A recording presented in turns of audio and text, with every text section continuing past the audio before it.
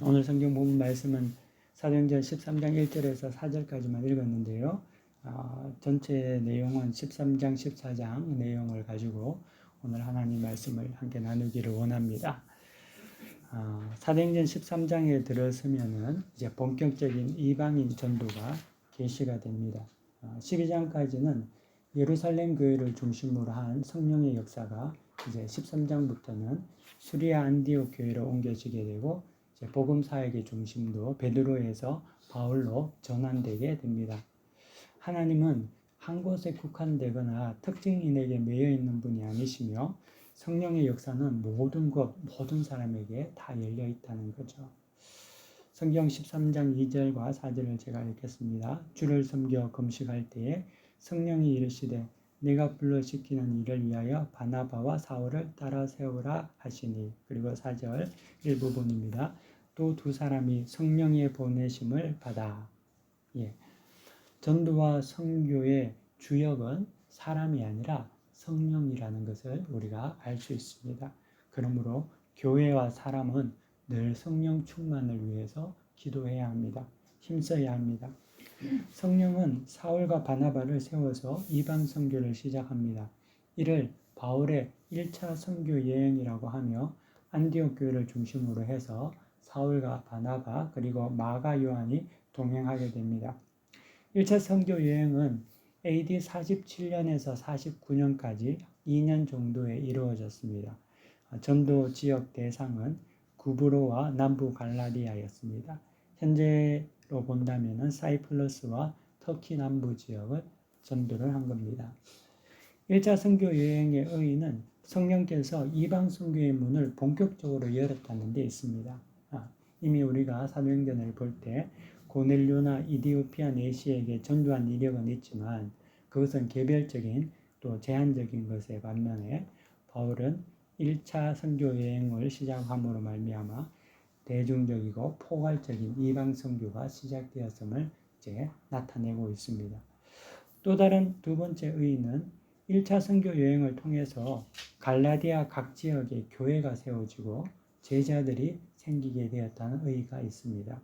특히 이 디모데가 1차 선교 여행인 갈라디아 지역에서 나온 제자였다는 것은 굉장히 중요한 의미가 있습니다.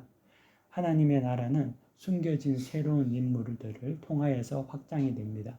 성령께서는 그러한 자들을 발굴해내고 다음 세대에 복음을 전하는 전달자 역할을 하게 하셨다는 거죠.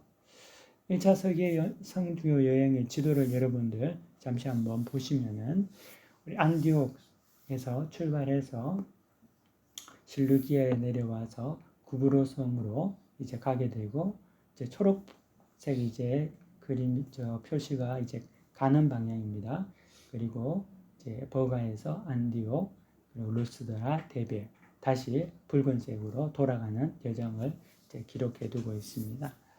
오늘 먼저 첫 번째 구브로에서 일어난 사건에 대해서 우리 한번 보기를 원합니다. 이 구브로는 바나바의 고향이기도 합니다. 수리아 안디옥을 떠난 선교팀이 제일 먼저 도달한 곳은 수리아 안디옥 건너편 지주메의 섬에 있는 구브로였습니다. 그들은 살라미에서 도달해서 그곳의 회당에서 복음을 전파했습니다. 하지만 별다른 전도의 열매를 성경에서는 기록하고 있지는 않습니다. 그래서 이것으로 봐 추측하건대 첫 선교의 시작은 그렇게 열매가 없었다, 성과가 없었다라고 보여지고 있습니다. 성령의 지시하심을 받고 활활 타오르는 마음으로 모두가 왔을 텐데 첫 선교지 첫 관문에서 아무런 성과가 없었던 것은 그들에게 낙심이 되었는지 모릅니다. 하지만 낙심할 필요가 없습니다. 왜냐하면 아직 성령의 때가 되지 않았기 때문입니다.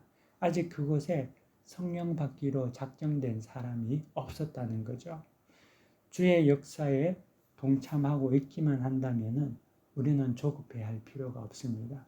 불기둥 구름기둥을 따라간 이스라엘 12지파처럼 성령의 인도하심을 의지하고 인내하고 갈 때에 하나님의 역사는 하나님의 시간에 하나님의 때에 이루어진다는 거죠.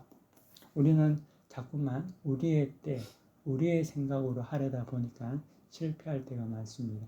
하지만 우리는 성령을 의지해서 하나님의 때를 믿는 그런 믿음을 가지고 있어야 한다는 거죠.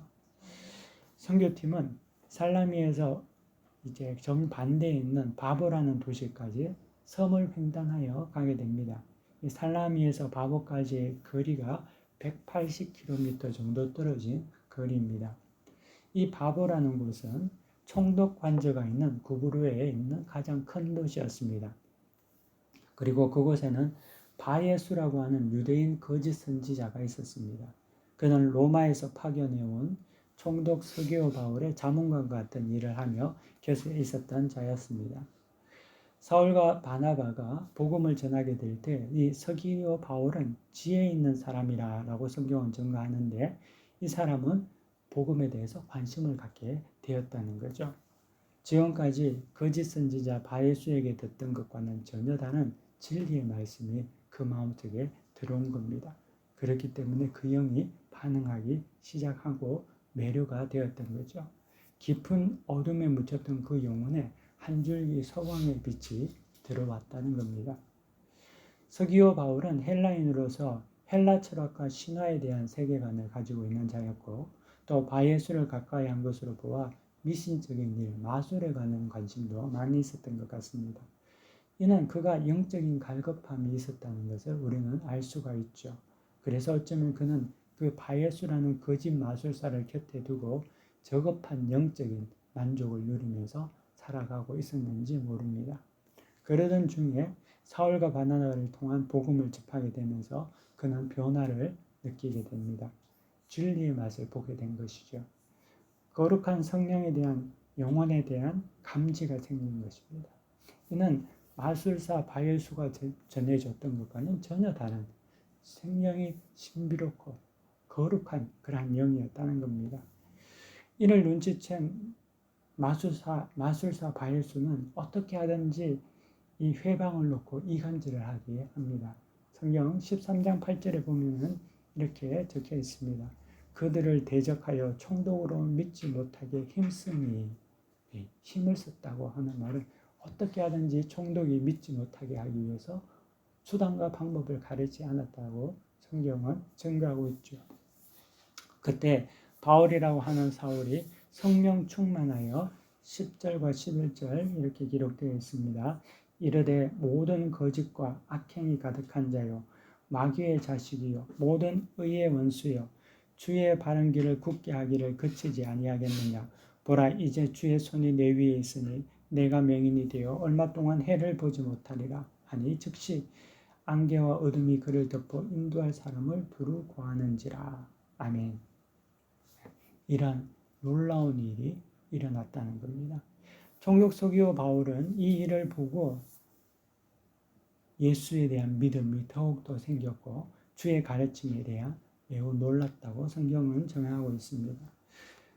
그가 이 일로 인해서 회심을 하고 개종했는지는 확실하지는 않습니다. 하지만 로마에 남아있는 기독교 묘비 중에서 총독 서기오 바울의 딸로 여겨지는 세르기아 파울리나라는 묘지가 있다고 합니다. 그래서 아마도 서기오 바울이 그때의 일과 가르침을 통하여서 그리스도인이 되었을 가능성이 충분히 있다라고 볼 수가 있는 거죠. 진리를 막는 바예수와 같은 자들은 복음이 전파되는 어느 곳에서나 존재합니다. 사단은 하나님께 나아가는 자들을 회방하기 위해서 가짜 거짓과 이간질을 한다는 거죠. 오늘 여러분들 이곳 예배 자리까지 오는데도 여러 가지 많은 또 장애가 있었을는지 모릅니다. 하지만 잘 오셨습니다. 진리의 자리, 예배의 자리, 찬양의 자리, 헌신의 자리에 나오는 것을 막는 모든 자들은 또 다른 바예수라는 사람들이라는 거죠. 바예수와 교제하기를 경계하시고 바예수가 되어서도 안 되고 또 바예수를 조심하시기를 바랍니다. 두 번째는 비시디아 안디옥에서의 사건을 우리가 또 기억해 볼 필요가 있습니다. 구브로를 떠난 선교팀은 배를 타고 버가를 거쳐 비시디아 안디옥으로 이제 가게 됩니다. 여기서 함께 수행원으로 따라갔던 마가 요한이 도중에 예루살렘으로 돌아가는 일이 생기고 맙니다. 그 이유는 확실히 알 수는 없습니다. 이 일은 바울과 바나바에게도 어떻게 보면 적지 않은 근심과 충격이 되었을 것입니다. 마가 요한이 중도에 탈락한 이유에 대해서는 몇 가지로 추측해 볼 수 있는데, 첫 번째는 그가 버가라는 도시에서 말라리아에 걸렸을 것이다. 그래서 바울도 이 버가라는 도시는 작은 도시가 아니라 그 지역 지방에서 가장 큰 도시였음에도 불구하고 바울과 바나바가 버가를 전도하지 않고 곧장 안디옥으로 갔다는 것은 아마 거기에서 요한이 말라리아에 걸려서 또 사도들도 피하는 김에 다른 지역으로 갔지 않았을까라는 그런 어떤 추측이 있습니다. 또 하나는 바울이 선교 여행의 주도권을 갖게 되자 이를 품고 마가 요한이 떠났다라는 그런 어떤 설도 있습니다. 왜냐하면은 이 마가 요한은 바나바의 생질이라고 합니다. 생질은 누이의 아들인데, 그러니까 조카가 되는 거죠. 근데 구브로에서 엘루마 사건 이후에, 그 마술사의 사건 이후에 성경이 어떻게 기록을 하고 있냐면 바울과 및 동행하는 사람들이라는 표현을 쓰므로써 바울이 변화된 위상을 보여주고 있다는 거죠. 여러분들 성경 13장에 보면은 구브로에서는 사울이라 하는 바울이라고 성경에서는 이야기하고 있고요.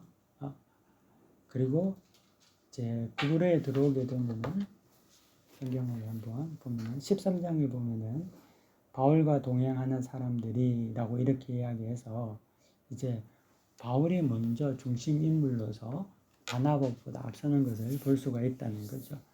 그래서 만약에 두 번째 이유였다면은 선교팀 내부에서 분열이 생겼다는 것을 의미합니다. 하지만 사도행전의 저자 누가는 여기에 대해서는 침묵하고 있다는 것을 주목해 볼 필요가 있습니다. 왜냐하면은 그 갈등은 그들의 선교적 사명과 관계가 없는 것이기 때문에 그렇습니다. 설령 갈등이 있다 하더라도 그들에게는 사명이 더 중요했고 우선이었다는 겁니다.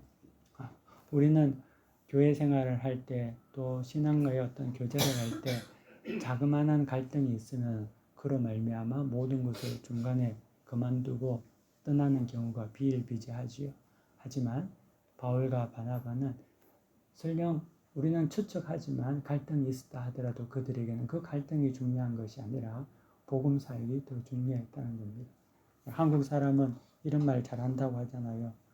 그래, 나는 안 한다, 너 해라 이러면서 그냥 갈라질 때가 많지만 그러지 않았다는 거죠.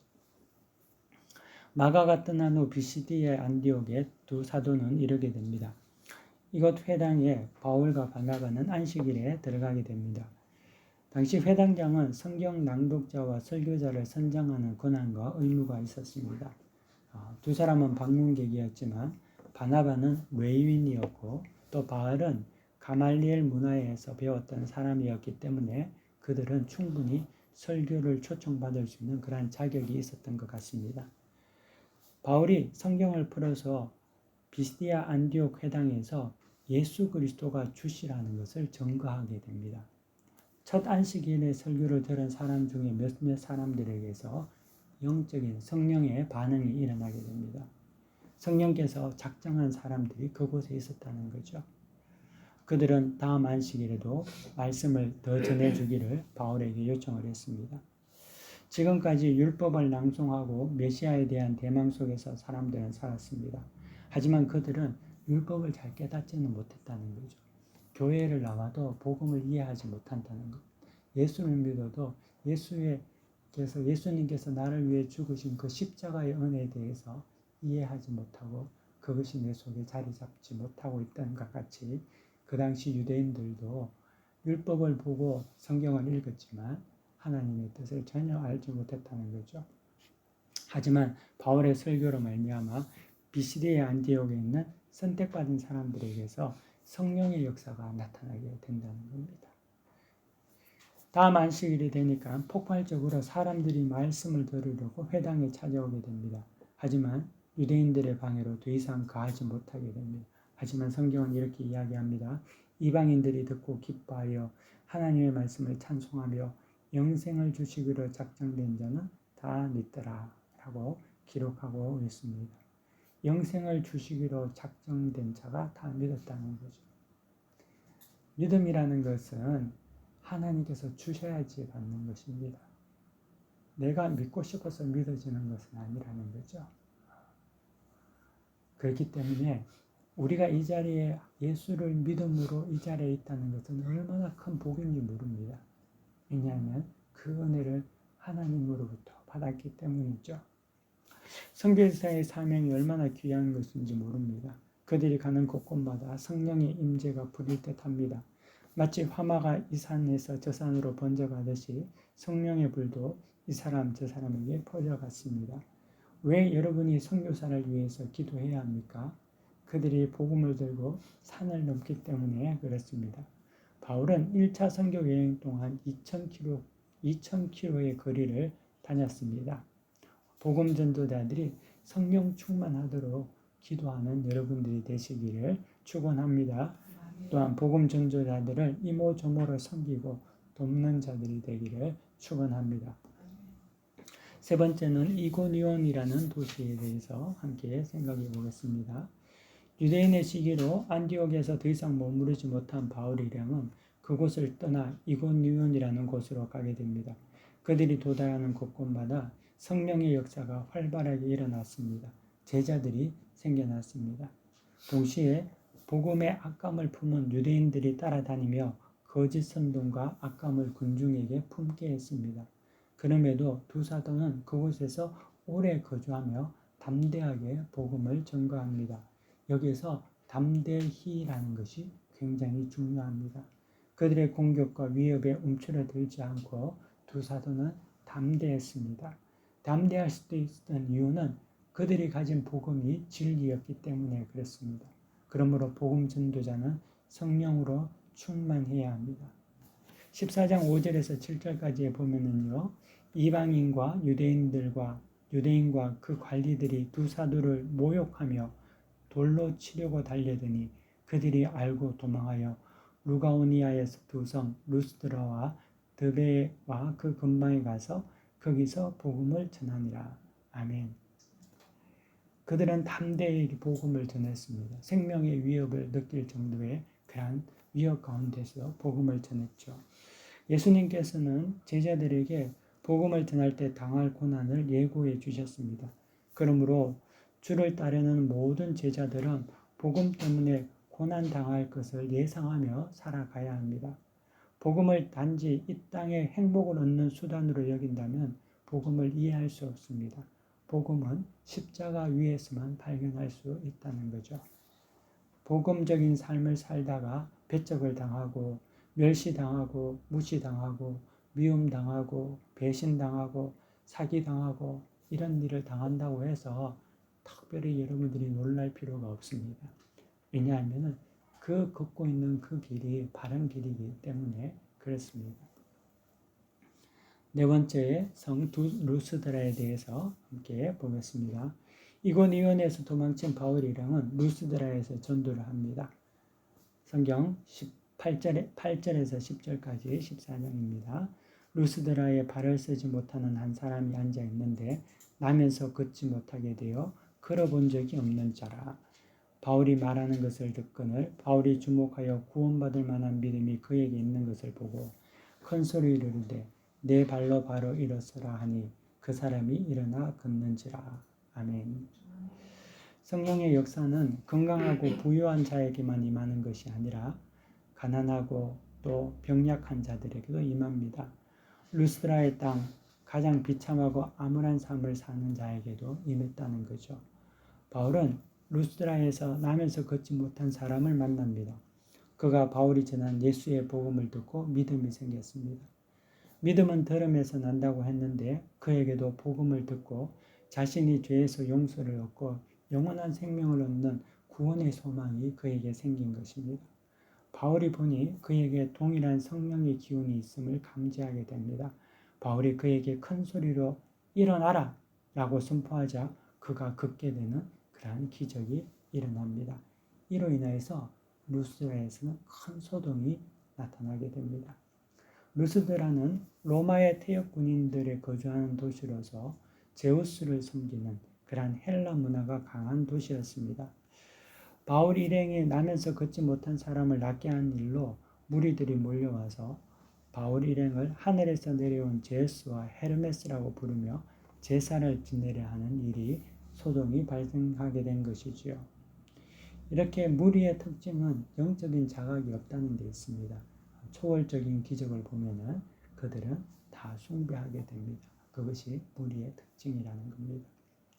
사단은 초월적 기적을 통해서 얼마나 많은 무리들을 지옥으로 낚아채는지 모릅니다. 하늘에서 비가 내리고 어금니가 금리로 바뀌고 안전뱅이가 일어나고 내가 원했던 것들을 갑자기 얻게 되면 이런 초월적인 행위를 마치 신앙의 대상으로 믿는 자들에게는 마귀의 쉬운 밥이 다 되고 만다는 거죠. 하지만 사랑하는 성도 여러분, 이곳에 있는 여러분, 기적을 믿는 자들이 아니라 말씀을 믿는 자들이 되시기를 축원합니다. 살아계신 하나님, 천지의 창조주를 믿어야 합니다. 그가 보내신 그의 아들 예수 그리스도, 구주 예수님을 믿어야 하는 것이죠. 기적은 마귀도 할 수 있는 영역임을 우리는 알아야 합니다. 진리를 분별하는 기준은 기적이 아니라 오직 말씀이며 성령이라는 거죠. 그렇기 때문에 우리가 늘 기도하며 성령 충만해야 합니다. 루스드라에서 일어난 제우스 소동 직후에 바울은 안디옥과 이고니온에서 온 유대인들에게 의해 돌매질을 당합니다. 그들은 멀게는 170km 떨어진 곳에서 온 사람들이었습니다. 바울에 대한 증오와 미움은 170km를 단숨에 달려오는 그런 어떤 열정을 가지게 했다는 거죠. 하지만 이러한 열정, 이러한 열심은 참으로 못된 열심이었습니다. 하나님을 대적하는 어리석은 열심이었다는 거죠. 돌에 맞은 바울은 거의 죽게 되었습니다. 유대인들은 그가 죽은 줄 알고 성 밖에 던져버립니다. 그곳에서 바울은 다시 일어나 성으로 들어가 복음을 전한 후 주변 지역에 다시 제자를 다독인 후에 수리아 안디옥으로 돌아가게 됩니다. 이것이 1차 선교 여행의 모든 여정이었습니다. 사랑하는 성도 여러분, 오늘 우리는 바울의 1차 선교 여행을 통해서 몇 가지 영적인 교훈을 얻을 수가 있습니다. 첫 번째, 선교와 전도는 성령으로 가능합니다. 성령은 기도할 때 임하십니다. 그러므로 기도해야 합니다. 늘 성령 충만하여 교회를 다시 부흥케 할 수 있도록 기도하시기를 원합니다. 두 번째로는 진리를 막는 바예수와 같은 자를 경계하십시오. 사단은 진리에 다가가지 못하게 하기 위하여 갖은 거짓말과 이간질을 합니다. 바예수를 멀리하고 바나바와 바울을 가까이 하십시오. 세 번째로는 복음은 십자가 길 위에 존재합니다. 말씀에 순종하다가 고난 중에 있는 사람들은 그 길이 바른 길임을 믿으시기를 바랍니다. 낙심하지 마십시오. 네 번째로는 기적이나 초자연적인 현상이 아닌 말씀을 믿으셔야 합니다. 보지 않아도 믿는 복된 믿음을 갖는 여러분들이 되시기를 축원합니다. 마지막으로 못된 열심을 버리십시오.